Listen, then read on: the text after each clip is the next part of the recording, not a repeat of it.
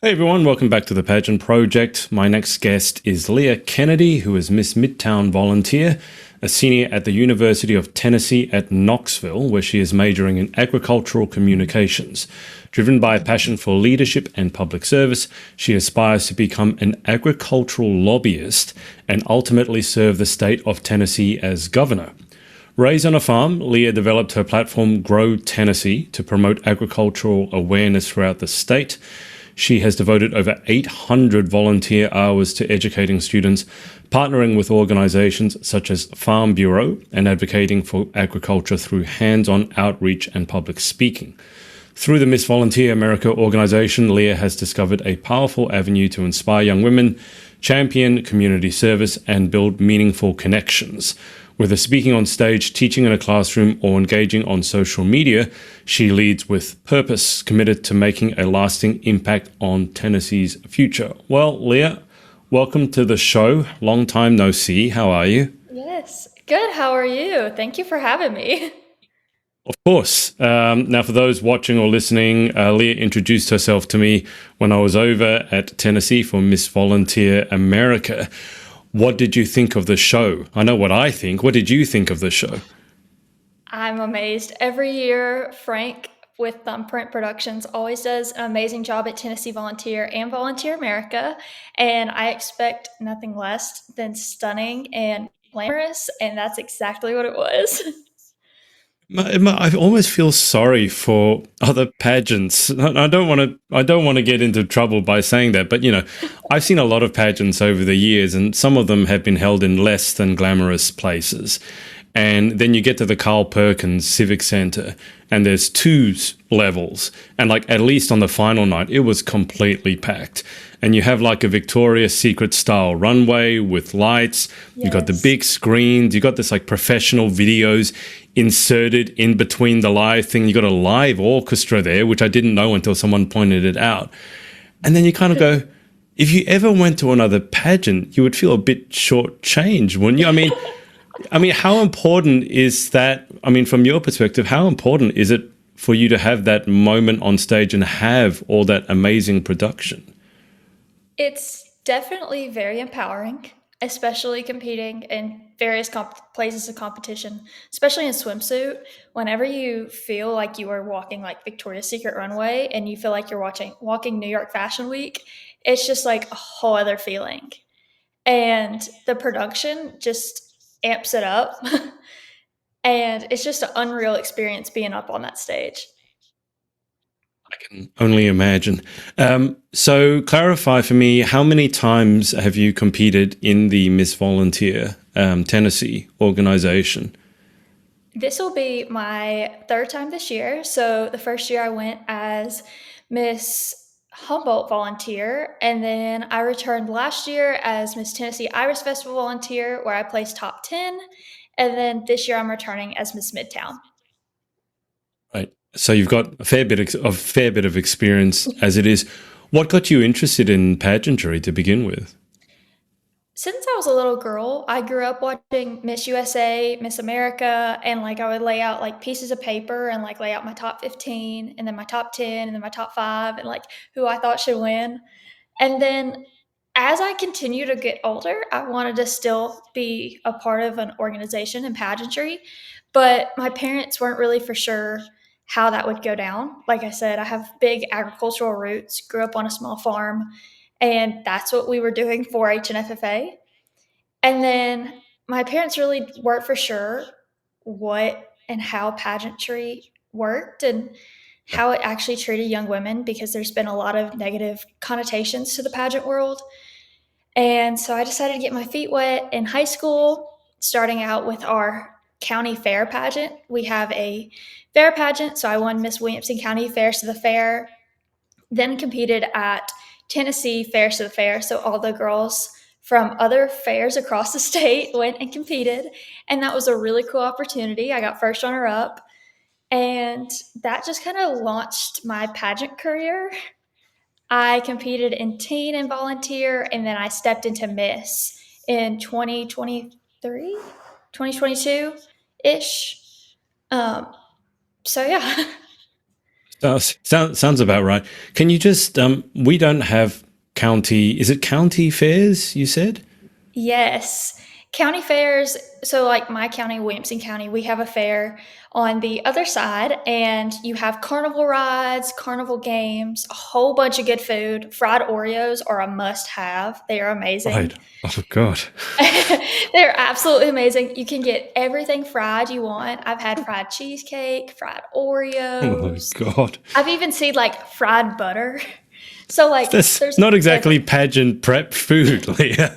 It is not pageant prep food at all, but it is delicious. But the good thing is, our fair is always after Miss Tennessee Volunteer, so I'm able to chow down on all the fair food.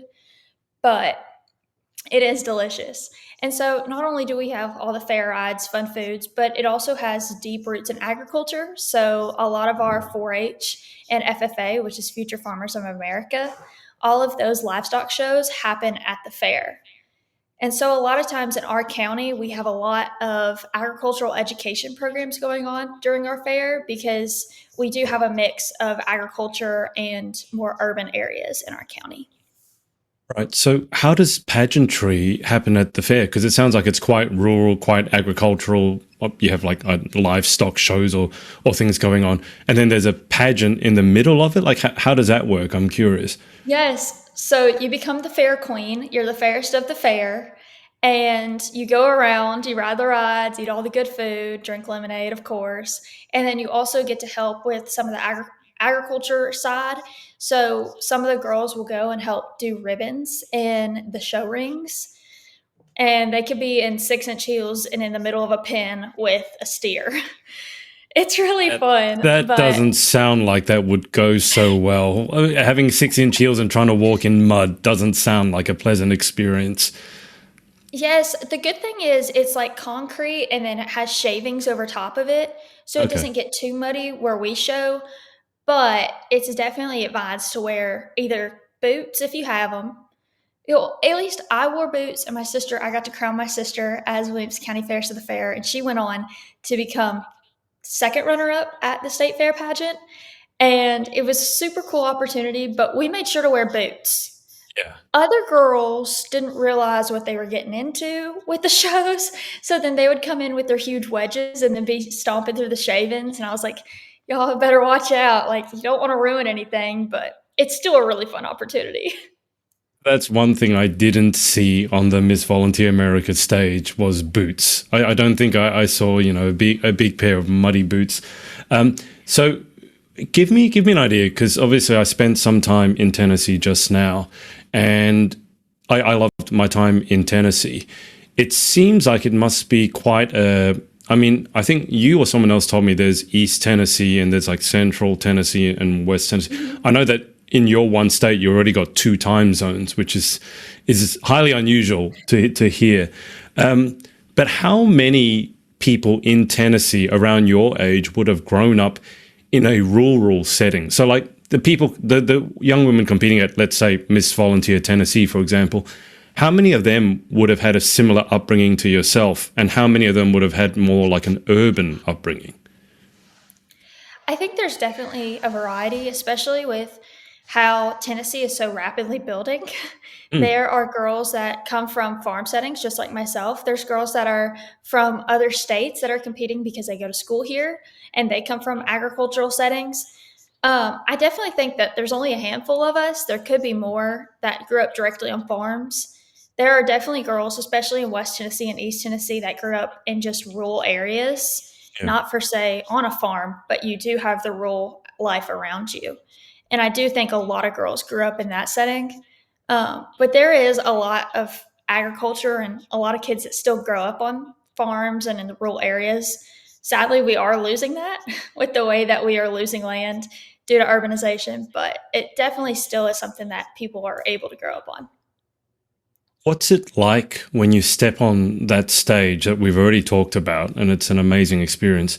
What's it like as a farm girl stepping on that stage? Did you, the first time you did it, I don't know if you can remember, did you feel like out of your element, or did you take to it like the proverbial pig in mud, so to speak?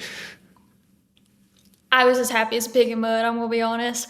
As a little kid, I would get, like, the dress up princess clothes, and I would do runway fashion shows because it's always been my dream to walk New York Fashion Week, and so I would do fashion shows outside, I would dress up my chickens. I walked a chicken on a leash in a parade. So, Mrs. Floppy, sadly, she passed last year, but she was the parade chicken, and she got dressed up, so I've always loved fashion, and so it was just, like, my inner kid coming back out. The other side of Leah tapped in. I had a couple of chickens. I say had because if there's one thing chickens seem to be really good at, it's dying and getting eaten. How did you dress up your chicken and walk it on a leash? I mean, I couldn't have done anything with my chicken. So they were part of my 4-H project. We have a chick chain project where they give you either 12 or 25 chickens, and then you sell 5 at the fair. And all the money goes back to the program. So you get the chickens for free and just have to get rid of 5. And you get money for placing first, second, or third based on the Wow. temperament of your chickens, how you raise them, etc. So I was definitely in the chicken pen every day. I did get like chased by a couple of roosters my first year. There was dead middle of summer. We were cleaning out the coop, and I was in like shorts and like Walmart flip flops because I was just like out there in the middle of it, and I did not expect that thing to come running at me. His name was Sir Elser because we thought he was a girl because he just had different patterning. The type of Okay. chickens we had, we didn't realize the males had a different speckling pattern. So we just Right. thought we got the wrong breed thrown in. So his name was Elsa. This Uh, was like 2015. I was like 5th grade. And so it was big. Frozen was big. So I named him Elsa. Well, we soon learned that Elsa was a guy. So we named him Sir Elser. But as nice as he was at the beginning, he decided to chase me and put his spurs in my legs and everything else. So I've had an interesting experience with chickens, but I still love it. what's it? Well, I didn't have any roosters. What's it like? The rooster, it's bigger than the female chickens, right? What's it like Yes, having one chase after you? it's not pleasant. Because the thing about it, they have these spurs that stick out about like that far Look, off their right. legs, Yeah. and they'll come out with you like feet first, trying to like attack you. And Right. I've done everything. I tried to beat it with a flip flop. I did everything. I was like, please get off of me, please. I So still ended up with leg wounds. how do you fend off a rooster? This is the strangest question I think I've asked in a long time. How do you fend off a rooster then? Do you just like try to catch it and like pin it down? Or what do you do? Your best bet is just stay away from them. But if you do have to fend one off, my preferred way is just kind of flaring up at it back, getting bigger than it and try to scare it off. Or I try to catch it and be like, no, you're not Yeah. doing that. But if all else fails, I'll just kind of like stick my foot whenever I usually have boots on when I'm Yeah. not in flip flops. But I'll stick my boot out and like let it attack my boot and then wait and then retreat. So you said your preferred way is to flare up at it and appear bigger. So it sounds like you were playing chicken with a chicken. Yes. Never thought about it that way, but yeah, I guess so. I could just have this picture in my mind. If neither of you flinch, you're just going to end up running straight into one another. Yes, and my poor sister was terrified.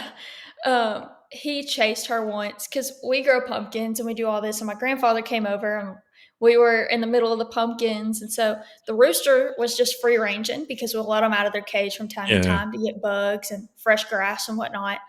And he came charging at Laura, and Laura, my grandfather used to give us $2 bills, just like the collectible $2 bills. And Laura dropped hers and ran.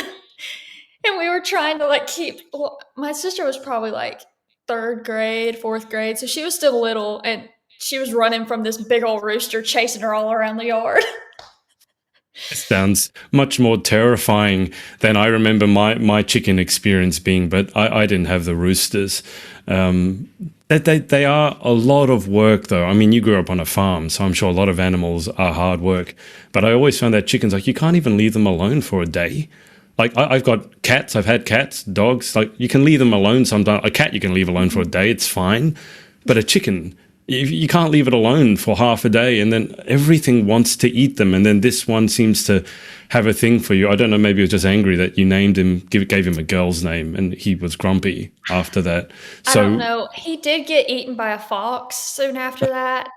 Um, so we no longer have him. We do have a rooster now. His name is Bo, and he is much nicer, but we did have 3 roosters at one time, and that was yeah. absolute chaos. Do not recommend that.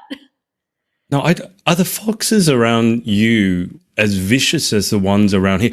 I didn't even know that we had foxes, but then one night one got under the fence and ripped the coop apart. And the coop wasn't made of concrete, it was made of wood, but still the fox tore the roof off of it and pulled the chickens out whilst they were sleeping. Are the foxes anything like that, like that where you're at? Oh, definitely. We've had a fox. It would kill one chicken and put it in the woods and then come back out and kill Get another one another and put it in one. the Yeah. woods. And just, I mean, it killed a whole flock that way, just Jeez. within like 10, 15 minutes. So they're definitely vicious around here. We definitely have that. And then we'll have hawks try to get our chickens. Wow. We've Okay. also had an issue with coyotes and also dogs. So it's definitely hard. Okay, so let's segue into pageantry. And you don't have to answer this if you don't want to. I have all sorts of different pictures as to what you could do for the talent round, given what you've just said. Is your talent at all going to be based on anything that we've discussed? Like, are you going to bring a rooster on stage and show the audience how to fend it off by running at it, or anything like that, or walking a chicken? Sadly, it won't be, Oh, that's but a shame. I am singing. So they do get to hear me sing a little bit from time to time. Now, I'm not always on key when they hear me sing, but practice makes perfect. Well, tell me more about the rural side of things. So I'm from Sydney. I've not lived in a farm or on a farm. I'm nowhere near a farm. Very, very urban area. And I think, as you said, Tennessee is urbanizing. Certainly, when I was staying in Nashville, I was staying near a place called Germantown, and that was very quickly urbanizing. You could see all the townhouses going up, and they're all beautiful, whatnot places to live. But you can't grow your food there for an entire population. You can't have chickens there. There's no garden. There's probably no foxes or hawks there. But I often feel that if you lose sort of the heartland of the country, you're losing out on something that's really important, not just because it feeds people, but I think culturally as well, it's different. I think when you grow up on a farm and you're away from everything, you have a different perspective on life, a different appreciation for life. So just tell me, like, overall, how important is your sort of more rural upbringing to you? It's one of the most important things. It's what made me passionate in agriculture. I, again, grew up on a small farm and I thought that everyone knew about agriculture. I thought everyone knew where their food came from besides a grocery store, and they knew the ins and out of ag. Well, as I started volunteering at the fair, like I said, we have some more urban parts of our county. I heard a couple of people with their kids, and they started talking about a Jersey dairy cow, which is a brown cow. Yep. They were like, "Oh my gosh, look, it's a chocolate milk cow." And I said, "Huh, that's funny." And they're like, "No, that's where chocolate milk comes from. You should know this, you're volunteering." And I literally had to sit there and compose myself and think, these people have never grew up on a farm, Yeah. and they didn't know that chocolate milk is made after you milk the cow. So Yeah. I sat there and explained to them how chocolate milk is made. And that really opened up my eyes to see that people do not know about agriculture. And it's scary because I think it was 75% of adults don't know and don't care where their food comes from. They just want to get it out of the grocery store. And so that's a big part of my platform, Grow Tennessee, is all about educating and spreading agricultural literacy across the state of Tennessee and trying to make sure that people at least know where their food comes from and how they can support farmers, because only part of America, only 2% of America are farmers, and they're feeding 100%. Yeah. And we definitely need to protect them and support them as much as possible because we do need to have food. We still need to have clothes to put on our body from cotton. And it's definitely interesting seeing how people who didn't have my upbringing sees agriculture. It both surprises me and doesn't surprise me when you tell me that story about the chocolate milk cow.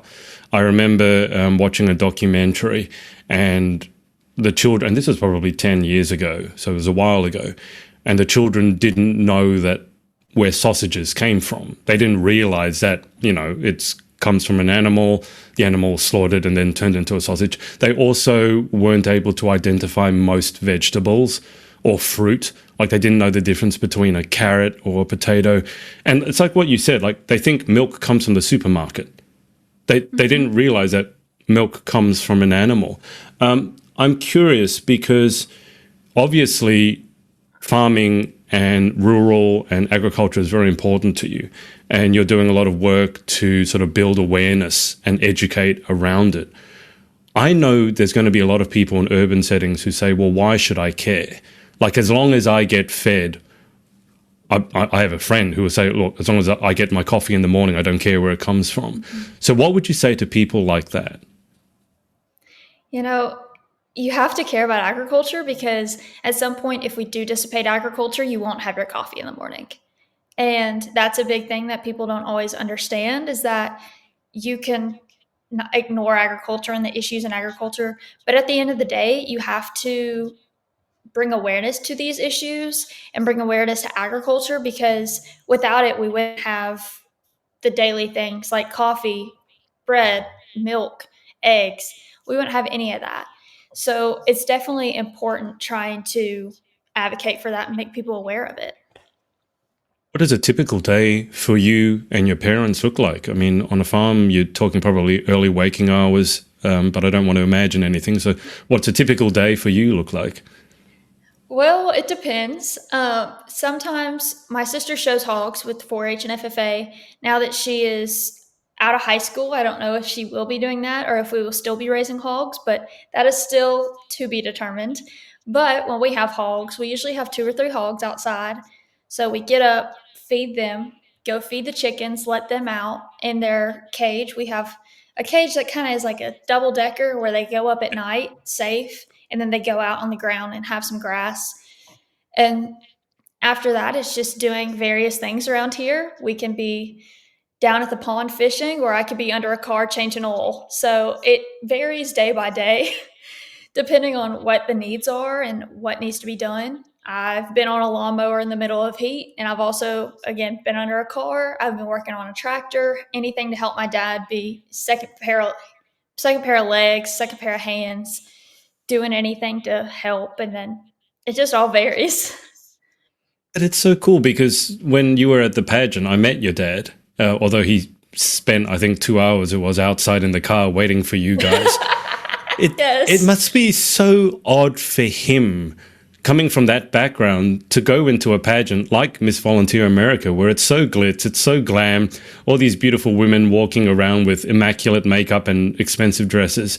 What what is it like for him? I mean, does he get it at all? Does he understand it, or is he just there because you're there and he's there to support?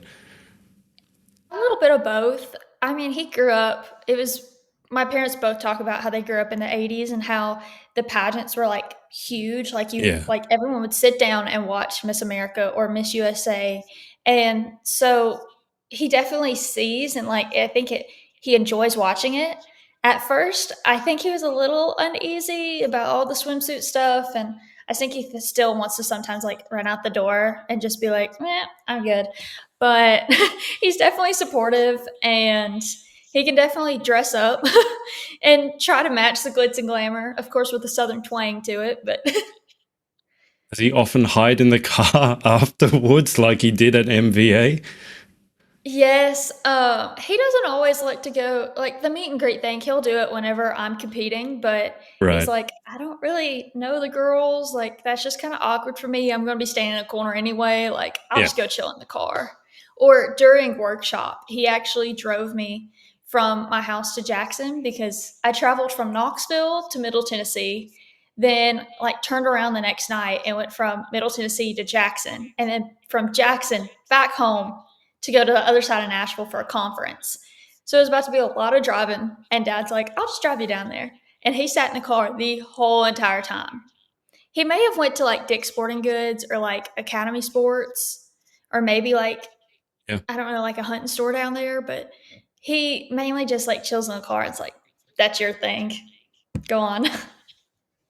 That's a good pageant dad, though, doing what he needs to do to Yes. support his daughter. Does it ever strike you that you have a foot in two very different worlds? Obviously, as you said, you grew up watching Miss America and Miss USA, but that seems so far removed from fending off a rooster with a Walmart flip flop. Does it ever strike you like, hey, I'm kind of cool because I have experience in both these really different worlds? I wouldn't always say it's cool, but it's kind of funny because I'll go from like Miss Volunteer America. That day I was full hair and makeup, full tan, and then literally the next day I had my hair up in like an awful messy bun. I had like boots on with shorts outside doing something and like scrubbing off the fake tan. So it's kind of funny. I feel like it's like two different worlds that have just combined. And I think it's fun to incorporate the two Yeah. together because I definitely think they both have a place, of course, with advocacy and everything. But it definitely makes it interesting. Definitely. I mean, I don't know if we talked about this, but you said that you're an author of a children's book. So tell me more about that. I just published my first children's book. It's called Petey and Paul's Pumpkin Adventure.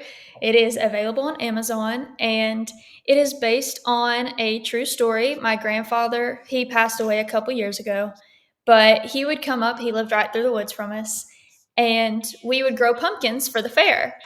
And so it talks about the stages of going through and growing pumpkins, how to do that, and then sending them off to the fair and trying to win best of show. And at the end of it, it also has actual pictures of my Paul and I. Actually, I have a copy right here. Hold on, I can Oh, show you. oh, It that's was cute. written and I illustrated as well. So it was like 8 months in the works. And so it has all the different pumpkin stages. Well, there we go. And then let me see here. Here's a picture of like my pumpkins that I actually grew. I think I grew one year that was like 90 pounds. 90 pounds. How Yes. And then how there's how do my you Paul get right that? there. How do you get that to the fair? My dad carries it. He's used to 90 pounds. carrying things. But a wagon also helps. But we've definitely had some heavy pumpkins go to the fair, and it just talks about all of my agricultural roots and just something that I can bring to ch- different classrooms across Tennessee and kind of share my own personal experience, but also teach about ag. So I have two questions that come to mind. How long? Like, give me some tips for growing pumpkins first of all, because obviously you can grow them, and secondly, what do you do if you do grow a 90-pound pumpkin? I mean, I'm assuming you can't eat it all, so what happens to it? So pumpkin growing tips, and then what happens with the 90-pound pumpkin? So whenever the fair goes on, it's in August. So because of that, I usually plant them beginning of May, like Right. after some frost. Well, like the Yep. last frost, I try to get them in the ground. If I'm trying to get them for Halloween, though, I'll plant them around Memorial Day, kind of around my birthday, the end of May. Okay. And that's just something my grandfather did, and that's something my dad he passed down to my dad, and my dad's passed down to me. Yeah. And some tips, we use chicken manure mixed into Okay. the water or into the ground and the soil, and watering it a lot. Pumpkins need a lot of water. And to get a real big pumpkin, you want to stop like once you get as many pumpkins as you need. So like I would keep like 3 or 4 on the plant. I would start popping off other blooms or other like smaller pumpkins. Yeah. So all the nutrients would go to that one pumpkin. Right. And what do you do with a 90-pound pumpkin? I mean, I'm assuming you can't eat it all. No, after the fair, it sits there for over 9 days. We have 9 days of fun at the Williamson County Fair. And so with that, it usually is starting to rot. It's usually not smelling the best. So we either take it home and let it sit on the porch until it pretty much decays, or we will bust it and feed it to the chickens or Yeah. feed it to the hogs if we have hogs at that time. Because pumpkins are a natural dewormer for hogs. So they're good for them. No, nothing goes to waste. Nothing. I love that. Do you have any pumpkin recipes? This is one thing I also didn't get to eat when I was over in Tennessee. Pumpkin pie. I don't think I've ever had pumpkin pie, but is that a recipe that you use your pumpkins for? No, I am not a pumpkin pie fan. I do okay, so I do not like the super pumpkin-y taste of, like, canned Okay. pumpkin. It tastes like almost like baby food to me, and I'm not here for it. But I love pumpkin seeds, and the only pumpkin recipe I'll eat is I think it's like Betty Crocker or like Martha Stewart somebody, is pumpkin bars.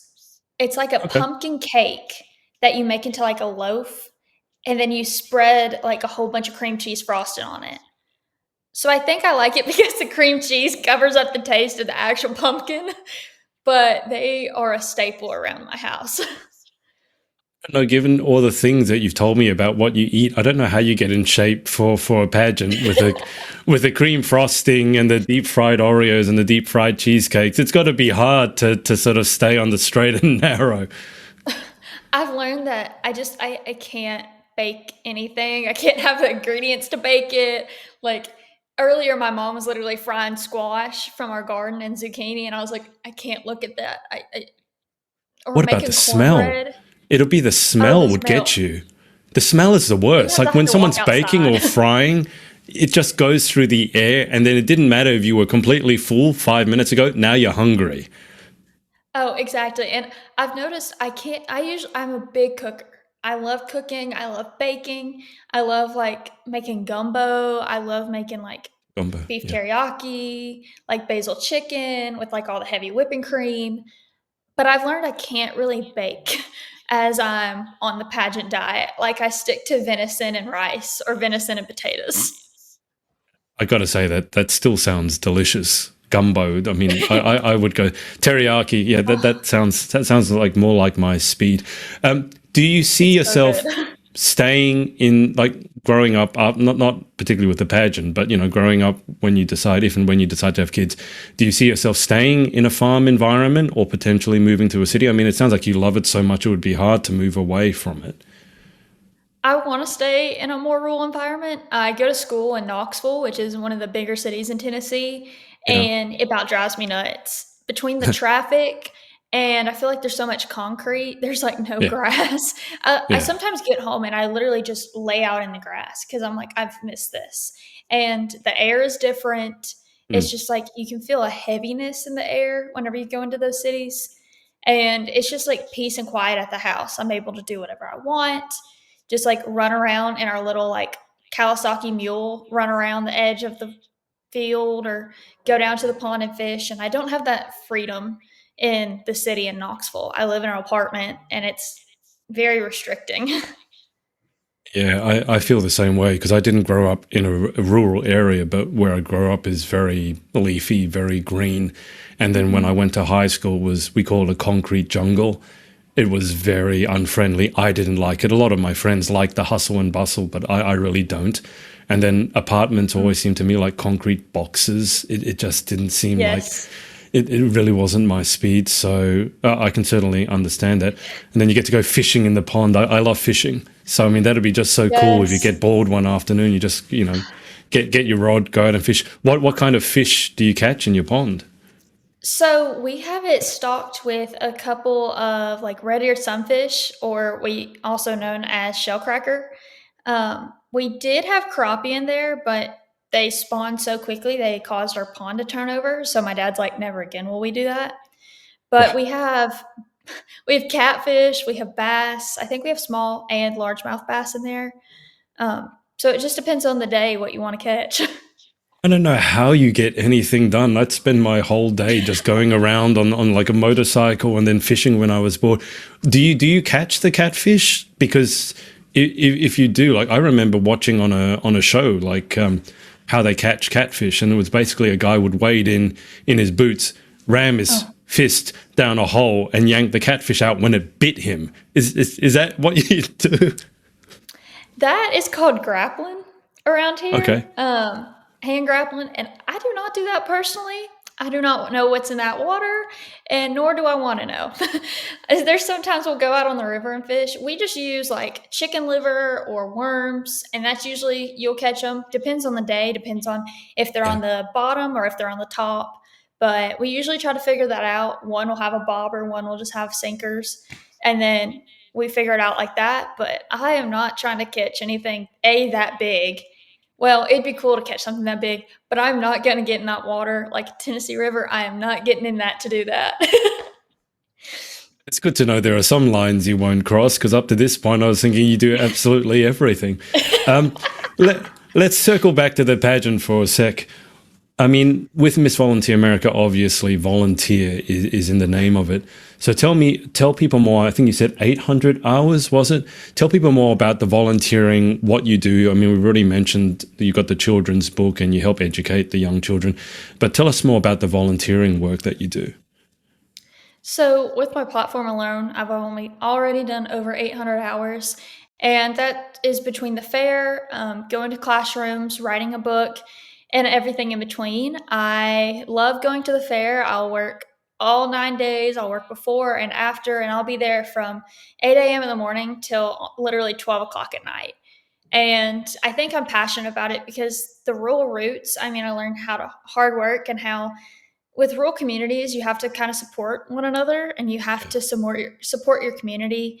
And that's what I was taught from a young age. I am grateful my parents did teach me about volunteering. And of course, 4 H and FFA definitely instilled volunteering in me. And so with this community, pageant community, I'm able to still give back to my community and serve, which is what Volunteer America is all about. Can you tell me more? I think you said it's 4-H and FAA. You've mentioned them a couple of times, but I have no idea what they are. Can you just Yes. explain? Sorry. No, it's okay. Yes. So 4-H and FFA, FFA used to FFA. stand for Future Farmers of America. So 4-H is a youth development program that starts whenever you are in the fourth grade, and it goes from fourth grade to high school. And it's all about developing youth. It started with agricultural roots, but now you can do everything from STEM to showing a cow to competitive shooting. And so it's really all about empowering youth and teaching them how to be good citizens and just learning life skills that you won't always learn in the classroom or at home. Then Future Farmers of America is a program that mainly in Tennessee, we have high school programs, so ninth grade through 12th grade, which there are a few middle school programs starting up, and that is mainly based in agriculture. So it teaches you how to be same things as 4-H, but just more agricultural based. So you have competitions such as ag marketing, public speaking, and everything in between. And they both go hand in hand. I was a 4-H member. I was on state council, served on the state of Tennessee for 3 years in that position. And then I also was a member of FFA. I ran for state office. I got my state degree and my American degree, which only 2% of members receive. So you really have to work hard in those organizations, and they really instill that in you to make sure that you are making the best better. And that is the motto of 4 H, making the best better and giving the youth of tomorrow the tools we need because they're the future. Is that a Tennessee specific initiative or was that nationwide? It is nationwide. Tennessee has a very good program. I mean, I do toot my own horn. Tennessee, I was a member of Tennessee, and I mean, they just have an amazing program. My sister was involved, I was involved, and I Yeah. know multiple students that really thrived on these programs. And really, with FFA, you have to be involved in a class in school. So you have to take ag mechanics, livestock, anything in between, depending on what the school offers. But it really gave kids that didn't enjoy sitting in the classroom and Yeah. didn't really learn that way, it gave them an outlet to enjoy school and really kept them in school to learn how to weld or learn how to do electric circuits and various things. I think that's so cool because a lot of that stuff, that knowledge is going out the door. And I think as it Yes. becomes more and more urbanized and more people are doing stuff in front of computers and AI and whatnot, there's a lot of like, we don't know how to change oil or change a tire or weld or things like that. So I think that's a really cool initiative. I mean, you mentioned in your bio that at some point in the future you want to run for governor of Tennessee. Yes. So if and when that happens, I mean, do you know what that process looks like in terms of how you become governor, and what are some of the things that you'd like to do with it? I imagine it's going to be an extension of your love for the rural kind of lifestyle. Yes. So I know there's a lot of campaigning involved. I'm not Yeah, for sure the complete specifics because I haven't looked into it yet. I don't think I'm of age yet. But one of the things with my mom being a teacher, I have seen a lot of issues in the classroom and standardized testing.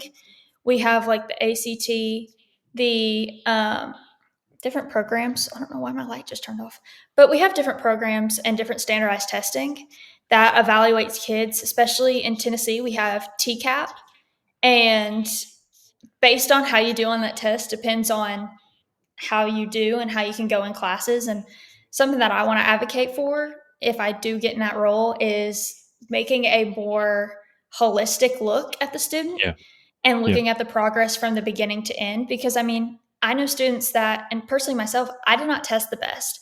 I get really Mm, distracted, and I know other kids that get a lot of test anxiety. And whenever they sit down in front of the piece of paper, everything just goes out of their mind.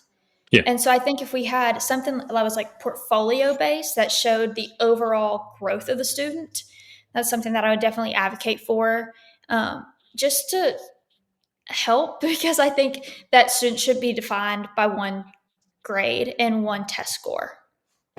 yeah. I mean, you mentioned that your mother is a teacher. I've interviewed several pageant contestants who are teachers, and I don't think one of them has said anything good about standardized testing ever. I don't think it's been a division of opinion. I just think everyone says something similar to yourself. And again, There's a I lot think of like issues going with into it. the world that we're going into, I'd rather have someone, on my side who knows how to use their hands and do something practical than necessarily someone who can do advanced math in their head. I mean, sure, yes, we need those people, but you also do need to live in a real world. And I think if we run out of people who know how to live in the real world, then I don't know what we're going to do. I mean, it's like if we lose all the farmers, then what are we going to eat? You can't Exactly. program food out of thin air. So I think that's interesting. Going just back to the pageant. So you said you're competing. I think it's in 2 weeks. So that's Yes. not very far away. How are you I feeling about it at this stage? I'm feeling good. I have been running around like a chicken with my head cut off the past couple of weeks, just trying to finalize wardrobe. A swimsuit was very hard to find this year. Like last year, that was one of the first things I had locked in. And this year it was like literally the last piece of wardrobe I got. It was like ordered in June. So it's definitely been a little bit of a stressor, but we have it all together. It's all good. Just trying to mentally prep myself because I feel like it's just a whole different mindset whenever you go into that environment. I mean, I'm away Yeah, from my family for a week. I'm staying with a girl, which luckily my roommate, I love her. She is amazing. And we know each other really well. So we'll be in a comfortable environment. But you just never know how the week is going to go. And you never know how it's going to be whenever you step into that room with the judges, how you step on that stage. So I'm just trying to like mentally prep myself, do the last minute toning that I can, trying to get abs, which probably won't happen, but we're trying. And just trying to keep a positive mindset and just going without any expectations. yeah, I know I don't want to go in because I've already done so much work depending on what the judges say one way or another. I've already done a lot of work and I'm very proud of the work I've done this past year. And just kind of going in with that mindset is very important for me. So I'm just trying to kind of get in that zone right now. yeah. I think that's the best thing you can do. It's sometimes easier said than done, letting go of those Yes. expectations. But I mean, you've been there at least a couple of times before, so I think you have that advantage. Is there any particular component that you're most looking forward to, or is it just the whole thing? That's a really good question. I'm gonna be so honest. I love every bit of competition. I kind of think of it as an onion. So like you start with the interview and like you peel off the base layers and then you peel off another thing with the evening gown and talent, but in swimsuit. But I did get a new not evening gown. I got a new talent gown this year, and I am in love with it. And I'm super excited to have that on stage. So I'm super excited about my wardrobe this year. I have some new things rotating in, so I'm excited. You said you're singing. So, I mean, where do you get to practice? Are you practicing on the farm? So, I've got to imagine that, there's a lot of land around you, so all the animals can hear you practicing talent. Yes, they can. Everyone should be glad that they don't always hear me practicing, that we are have enough land that they can't hear me all the time. And I practice in my living room. My dad did music. He used to be in a Okay. band. He can sing. And so he's kind of my vocal coach. And so I'll stand in the living room. It'll be 10 o'clock at night. And I'm a night owl. So, like, I'm always up at night. I'm up doing stuff, crafting, like, you name it, I'm up doing it. And I'll be like, hey, can you go over my talent? He's like, oh my gosh, 10 o'clock at night. I was like, yeah, come on, let's go. So I'll be in the living room belting my guts out. And it'll be 10 o'clock at night. My sister opens up her bedroom door from upstairs and she'll be like, what are you doing? And I'm like, I'm practicing my talent. So it's always fun. Especially my sister competes as well. So then we both will practice at the same time. And sometimes it becomes a competition and we'll sing each other songs, which is Yeah. not recommended. Not recommended at all, but we'll do that just to kind of be like, ooh, I did it better. And just she'll be like, no, I did your song better. So it's just fun. It makes it lighthearted and it makes practicing fun. You guys should do a duet. If you're both singing and you got your dad who's musical, I think a duet is on the cards, no? Yes, we actually did one my senior year of high school. We were in 4-H performing arts troupe, and they brought us up. We sang Miranda Lambert, If I Was a Cowboy, and we both sang it together, and that was really fun. I don't know. It's Tennessee must. Oh, of course, it's got Nashville. I was going to ask a stupid question because you would have seen Hannah, the current Miss Tennessee volunteer, singing her absolute guts out. I mean, that girl. She's not tall, but she's got a voice. That's She a pretty does. hard act to follow. Yes, I would not be want to be after her at all. And Miss Tennessee Volunteer, I was not in her group, so I'm like, okay, do not have to compare myself to her. Sounds She's like you're going to have. amazing. Sounds like you're going to have an amazing time. Does how long does a pageant go for? Does it follow the like the national format of like 3-4 days? Yes, we have 4 days, 3 days of Right. prelims, and Yep. then 1 day of finals. I'm in group C, so I start out Okay. with swimsuit, and then I do evening gown, and then I do talent, and then finals Right. night. And then, of course, interview is, I want to say on Tuesday. So it's like Tuesday, and then Wednesday, Thursday, Friday, Saturday. Right. It's got to be a huge advantage for you guys to have your state pageant where the nationals are held because you know the lay of the land. It's got to feel like a second home. Do you know? Are we going to be able to watch this like live stream like MVA? Yes, it should be available on the Miss Tennessee Volunteer Pageant, also Cool. available on E+6 TV. It's streamed on the same television network that Volunteer America is. So it's really helpful so that you can send out the same information to the people across. I mean, I'm in a sorority, so I have friends that want to watch across the country that are from California, up north. And so I'm like, here you go, here's the link. It should work every night. And it's great because you don't have to pay for it. So you're Yeah. able to watch it up on the television. And so that's a fun plus. Yeah, you don't have to pay for it, and it looks really good too. It's not someone's mobile phone on Yes. the end of the judge's desk. So it was another thing that I really liked about MVA was that the live stream actually looks like a proper TV production. And for those of you listening or watching, when you go into the audience, you'll see all these cameras and cranes moving around and a professional audio switching board, which was really cool to see. And again, it gives It you was guys your moment, doesn't it?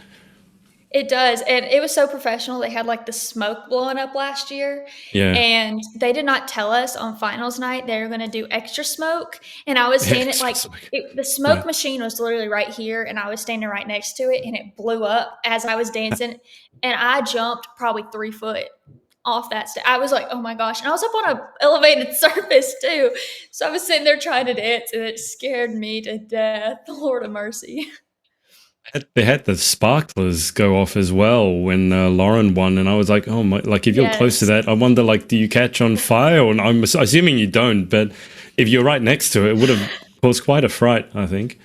Yes, but hey, it's a gorgeous production, It and is. I'm excited to see what Tennessee Volunteer. Of course, the stage always looks different from Volunteer America, but it's Yeah. still the same level of production. Yeah. So I'm excited to see how it'll look. First, we get to see it for Tennessee Teen Volunteer. They compete the day we check in on the 19th. So it's really exciting to see a preview. And then, of course, whenever we check in, we get to not only watch our teens compete, but I also get to see my little sister compete. So that's super exciting. So it really is a family affair. Your whole family is involved. It really is. It started with me, and then I kind of got her roped into it. She didn't. That doesn't sound like she had much of a choice. Leah, before we get to the final 10 questions, is anyone that you want to give a shout out to or just say thanks to?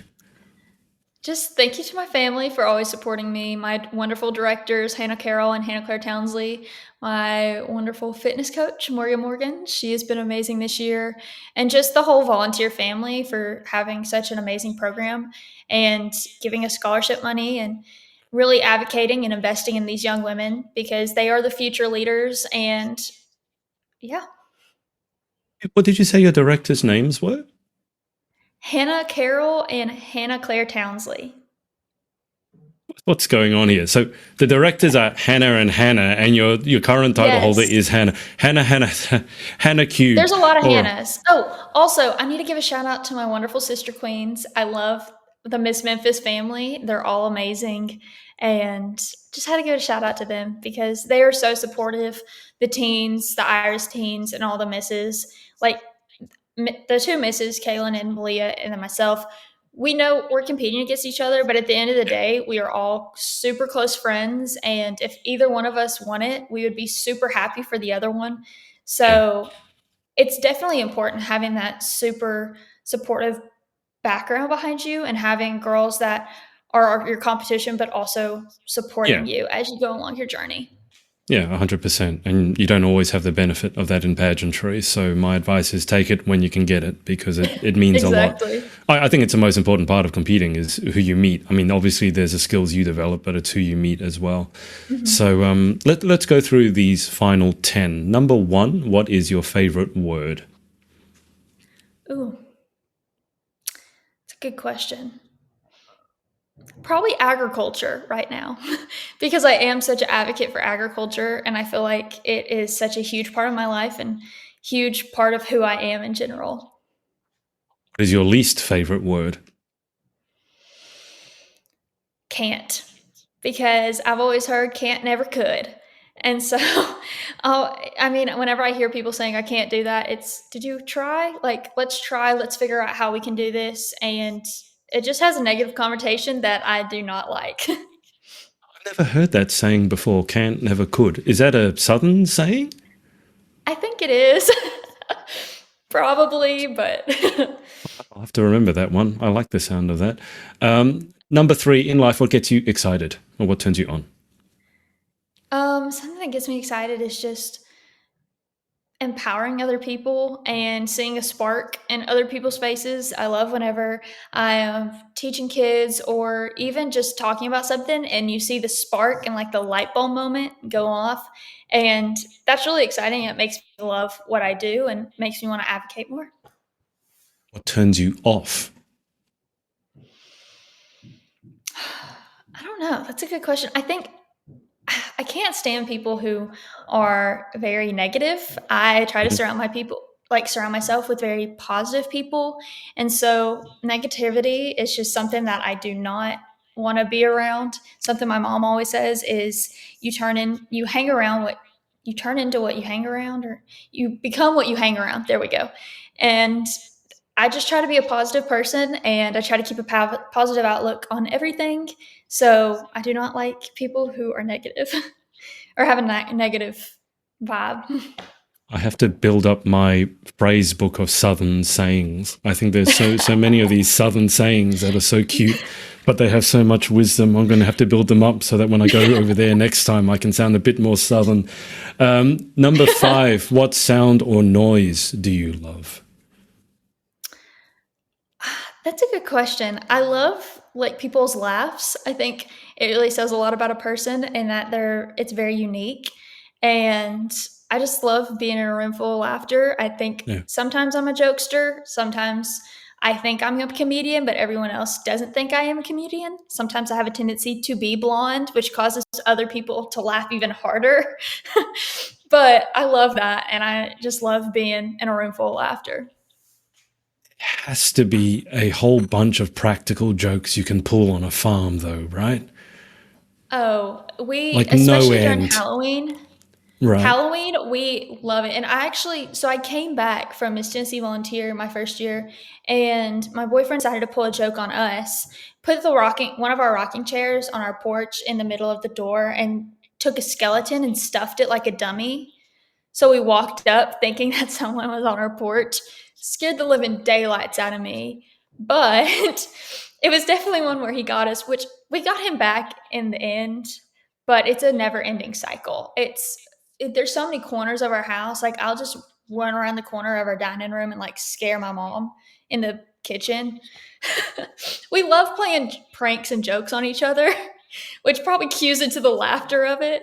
But yeah. Want to bring any of these practical jokes into the pageant week, but I mean, you could try. Bring a I try not skeleton. to. No, okay, fair No. enough. I don't know. I do Could not be want to give interesting. somebody a heart attack, nor do I want But to hang you're okay giving your poor mum a heart attack, though, by the sounds of it. Oh, but my dad had this mask that was a wolf mask, and like you could open your mouth and it opened its mouth. And Right. the whole family, including Halston, was in on it. And I went up in my room, and my dad came out of my closet in it. And Lord have mercy, I thought I was about to have a heart attack then and there. Like, oh my goodness. But I still try to give him back. Dad is harder to scare, but he likes scaring all of us. There's one I saw on TikTok where this young boy, I think it is, paints his face completely in white. Everything else is black though. And then so he goes up next to, I think it's his mum or his dad, and it's pitch black. All the lights are out except for the TV. And he's just next to his dad, on the side, and he's just smiling, and all you see is this white face. And he just waits for a few seconds, and then his dad sees him and like freaks out completely. So yeah, I'm not saying you should do that, but that's always something that I thought about. That could be fun, a fun prank That could be to play. fun. I may have to try that. Yeah, try that one. All you need is some white face paint. Anyway, number 5. What sound or noise do you love? Oh no, we did that one. Number 6. What sound or noise do you hate? I hate the noise of people complaining.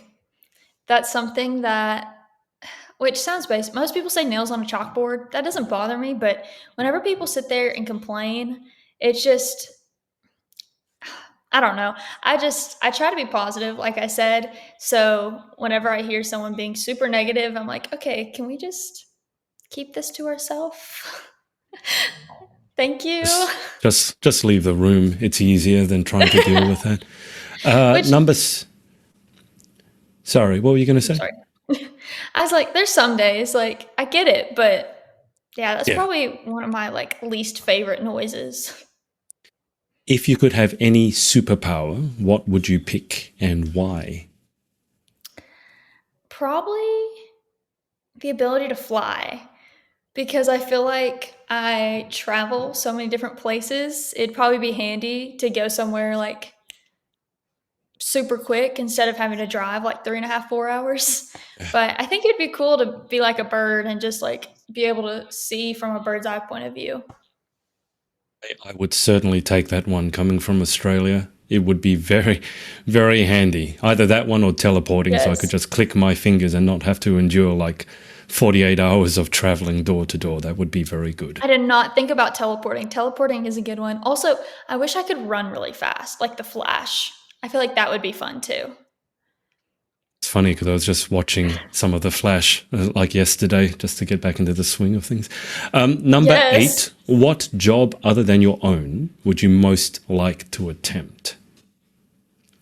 I would love to be a professional model. I feel like I would really enjoy that. Walking New York Fashion Week with Sherry Hill has always been a huge dream of mine. So just living out the dream of being a professional model and professional actor would be really fun. What job would you definitely not like to attempt? Being a teacher. My mom is a teacher, and I don't know how she deals with what she does on a daily basis. She is an absolute saint, and Hmm. I definitely think it takes a special type of person. I love going into classrooms and love teaching kids, but I don't think I could do that as a daily job. I think you just got to treat them the same way you treat the chickens. I mean, yeah, it's really. I say this as having worked with young children. Really, it is sometimes dealing with a whole bunch of headless chickens. And You just have. I love kids, but I don't think I could be a teacher. I don't think I would have a real good backbone because Yeah, I would never wanna, like, not discipline, but, like, I'd never wanna get them in trouble, and that's always how I was in high school. I never wanted to be the one that, like, ratted on someone or, like, was, yeah, like, yeah. I get that. the person that, like, was a tattletale. I just wanted to be, like, good with everybody. I didn't want people to get in trouble, so I don't think I could, like, do the Yeah, discipline side of it. But I love no. teaching kids, so That's definitely one thing you need as a teacher is to be able to control the classroom first, because otherwise it's just a Mhm. chaotic environment and no one's going to learn anything. So I get that. Exactly. Final question. If heaven exists, what would you like to hear God say when you arrive at the pearly gates? Welcome home. Um, just it would be nice to see, like, my grandfather. I never got to meet my dad's grandfather, so seeing them up there and, like, my other grandfather passed very sudden, and my grandmother passed very sudden. So just seeing them up there waving me on, like, "Come on home." Oh, yeah, that's about it. Thank you so much for coming on. I hope the live stream will be somewhere so I can watch you guys compete. But best of luck. Yes, I will have to send you the link. Thank you so much, and thank you for having me today. I thoroughly enjoyed this. Absolutely. It's been a pleasure. So, hope everything goes your way. I'll say thanks to everyone for watching. I'll keep you on the line for just a sec, Leo, so I'll hang up with the audience. But thanks everyone for watching, and we will speak to you next time. Bye for now.